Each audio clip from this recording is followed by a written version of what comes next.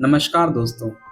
आज हम सुनने वाले हैं एक ऐसी किताब को जो इंसान को जीवन जीने के बारे में सिखाती है। इस किताब का नाम है मैन्स सर्च फॉर मीनिंग। आंखों के सामने सब कुछ खत्म होता देखना और फिर भी जीने की वजह ढूंढना। यह कहानी है विक्टर ई फ्रैंकल की, एक ऐसे इंसान की जिसे मौत के कैंपों में जिंदा रहकर जीवन का असली अर्थ समझ में आया। विक्टर फ्रैंकल एक ऑस्ट्रियन साइकेट्रिस्ट और न्यूरोलॉजिस्ट थे। जब वर्ल्ड वॉर सेकंड ने दुनिया को अपनी आग में जला दिया, फ्रैंकल और उनकी फैमिली को नाजी कंसंट्रेशन कैंप्स में भेज दिया गया। उनके साथ उनकी पत्नी, माता पिता और भाई थे, लेकिन कुछ ही महीनों में सभी अपनों को खोने का दर्द विक्टर के सीने में बस गया। ऑस्विट्स जैसे कैंप्स में जीवन का हर दिन एक नई कश्मकश थी। खाने के नाम पर कुछ नहीं, कपड़ों के नाम पर एक पतला कपड़ा, और हर पल मौत का साया, कभी गोली से, कभी ठंड से, कभी भूख से।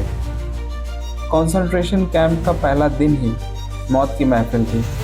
एक लाइन में खड़े विक्टर के सामने फैसला हुआ, जीवन या मौत। लेफ्ट जाओगे तो काम करोगे, राइट जाओगे तो फौरन गैस का चैम्बर। लेकिन फ्रैंकल के साथ कुछ अलग था। उन्होंने अपने आसपास देखा कैसे कुछ लोग छोटी छोटी बातों में उम्मीद ढूंढ रहे थे।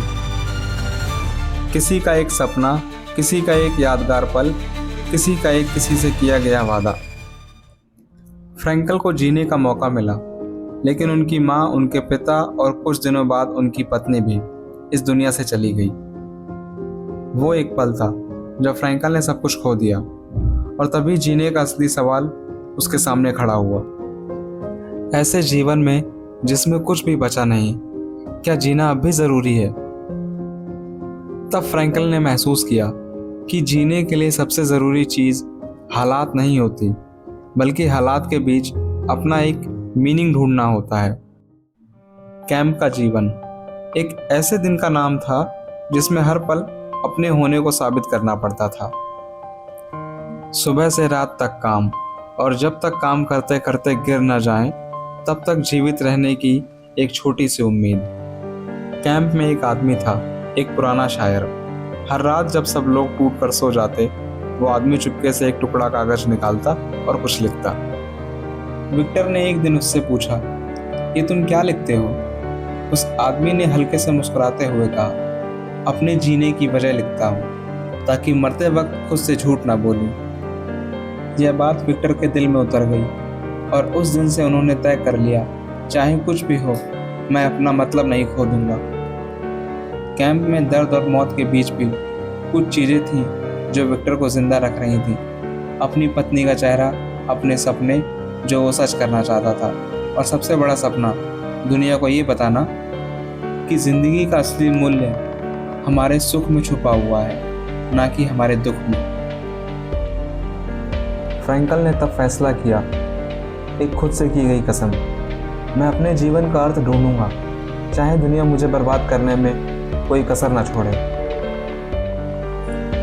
और उसने देखा कि कुछ लोग जिनके पास कुछ नहीं था, ना कपड़े, ना भोजन, ना घर, फिर भी एक दूसरे के लिए मुस्कुराहट बचा कर रखते थे। फ्रैंकल समझ गया था, इंसान का असली शक्तिमान होना इस बात में नहीं है कि उसके पास क्या है, बल्कि इसमें है कि वो कैसे हर स्थिति में अपने जीने की एक वजह पाता है। कैंप में एक वृद्ध व्यक्ति था, एक बूढ़ा आदमी। उसका परिवार गैस चैम्बर में मार दिया गया था, फिर भी वो रोज शाम को एक छोटी सी दुआ करता था। फ्रैंकल ने एक दिन पूछा, तुम्हें किस बात की दुआ करनी होती है?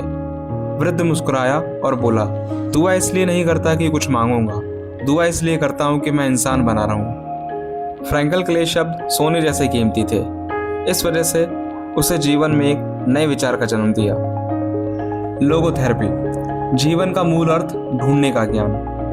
अगर तुम्हारे पास जीने की एक वजह है, तो तुम किसी भी स्थिति का आसानी से सामना कर सकते हो। यही था फ्रैंकल का पहला संघर्ष, जिसमें मौत का हर दिन जीवन के नए अर्थ को जन्म दे रहा था।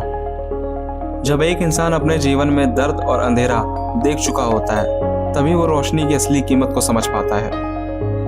विक्टर फ्रैंकल भी एक ऐसे ही अंधेरे से गुजर चुका था, लेकिन जब वो ऑस्ट्रिच कैंप से जिंदा निकला, उसके पास था एक मिशन, एक सपना और एक कहानी जो दुनिया को सुनानी थी।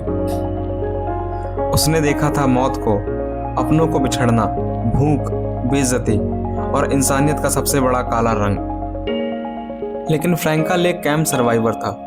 उसने मौत को आंखों से देखा था, उसने दर्द को अपने खून में घोला था और इसी दर्द के बीच उसने अपने जीने की वजह दोबारा ढूंढ ली थी। उसने याद किया कि कैंप में सबसे ज्यादा कौन जीता था, जो लोग अपने सपने को नहीं छोड़ते थे, जो लोग जीने का अर्थ नहीं भूलते थे, जो कहते थे चाहे हालात कितने भी बुरे हों लेकिन मैं अपने होने की वजह नहीं भूलूंगा। फ्रैंकल ने समझा जीवन का असली अर्थ किसी हालात, किसी सुविधा, किसी कंफर्ट में नहीं छुपा हुआ है, वो छुपा हुआ है हमारे एक दृष्टिकोण में। इसी रियलाइजेशन के साथ फ्रैंकल ने एक नई दिशा की ओर सोचना शुरू कर दिया था। वो अपने सभी अनुभव, अपने सभी दर्द के साथ दुनिया के लिए एक रोशनी बनाना चाहता था। जीवन का असली प्रयोजन आनंद या सुख नहीं है बल्कि अर्थ है। जब तक इंसान अपने जीने का मकसद नहीं जानता, उसका दुख उसे खा जाता है। फ्रैंकल ने 3 रास्ते बताए थे जीवन में अर्थ ढूंढने के लिए। क्रिएशन और वर्क, काम या रचना के माध्यम से मीनिंग पाना, कुछ बनाते वक्त, कुछ रचते वक्त, चाहे एक किताब हो, एक पेंटिंग हो या किसी एक जिंदगी में एक छोटी सी मुस्कान लाना हो, हम अपने होने का अर्थ महसूस करते हैं। दूसरा, लव, प्रेम और संबंधों के माध्यम से मीनिंग पाना, किसी और व्यक्ति को, किसी और जीव को बिना शर्ते प्रेम करना, उनमें वो खूबसूरती देखना जो शायद वो खुद नहीं देख पाते। प्रेम के रास्ते हम अपनी सीमाओं को तोड़ते हैं और जीवन को एक नए नजरिए से देखते हैं। तीसरा, सफरिंग, दुख को सहने और उसे कुछ पाने के माध्यम से मीनिंग ढूंढना। जब ना हम कुछ बना सकते हैं, ना किसी से प्रेम कर सकते हैं, तो अपने दुख को सहकर भी एक कहानी रची जा सकती है। अपने दर्द को एक मकसद देना, यह इंसान की सबसे बड़ी जीत है।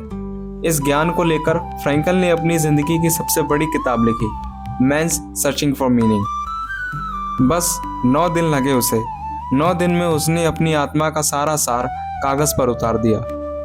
किताब के पन्ने कह रहे थे, तुम्हारे जीवन का मकसद कोई तुम्हें नहीं दे सकता, तुम्हें खुद ढूंढना पड़ेगा, दुख के पार जाकर। यह किताब दुनिया भर में छा चुकी है। करोड़ों लोगों ने अपने जीवन में पहली बार एक उम्मीद देखी, अपने दुख में एक मकसद महसूस किया। फ्रैंकल दुनिया के हर कोने में गया, हर जगह एक ही संदेश दिया, जीवन तुमसे कुछ मांग रहा है। जब तक तुम इस प्रश्न का जवाब देते रहोगे, तुम जिंदा रहोगे। विक्टर फ्रैंकल एक रोशनी बन गया जो कभी बुझी ही नहीं। उसने हमें सिखाया कि दुख भी एक दावत है, एक ऐसा अवसर है जो इंसान को अपने होने का सबसे गहरा अर्थ समझाने का मौका देता है। और जब हम अपने जीवन जीने का अर्थ समझ लेते हैं, तब चाहे कितनी भी मुसीबतें आए, हम कभी भी नहीं टूटते। जिंदगी का अर्थ सिर्फ जीने में नहीं है, बल्कि जीने की वजह ढूंढने में है।